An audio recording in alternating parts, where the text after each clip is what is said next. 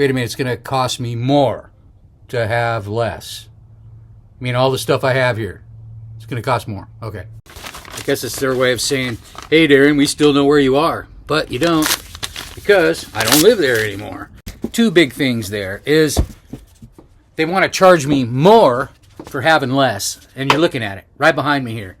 The bike, the shed, the shack, whatever. And normally, I don't even have that behind me. I have all that either on the bike. It's just my storage. And then I live on the bike most of the time. But I haven't had an address, a real address, in, it's been about 15 years.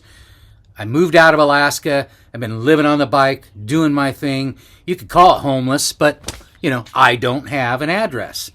I save my money, especially lately, on rent. I don't want to pay rent because I want to travel. I want to be able to go out of the country when I want to. I have a passport.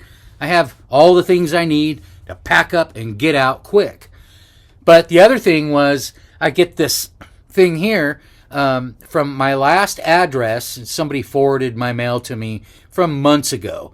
And I get this stack of mail. And one of the things is for jury duty. And I'm like, jury duty? Shit, I haven't lived at that address in so many years.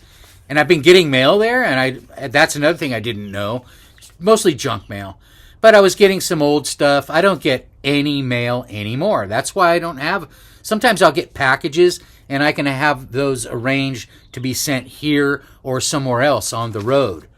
But I let go of all that stuff. And it seems like the more and more I do that, the more and more I eliminate all that, kind of systematic, establishment stuff that everybody has to deal with most of the time.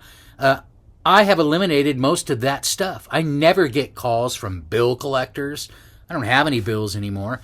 I don't have any of that. I don't have credit with anyone, and I don't owe anyone any money. So I just don't get the bills, and I don't get the calls. And this jury duty thing was epic because they're like, there was like, I don't want to go into how nasty the letters were. They got worse and worse, and I never knew anything about it. And nobody ever said anything, and I don't live there. I don't know really how far that would go, but it took me a long time. It took me like an hour to figure out how to get it figured out and dealt with, and I did.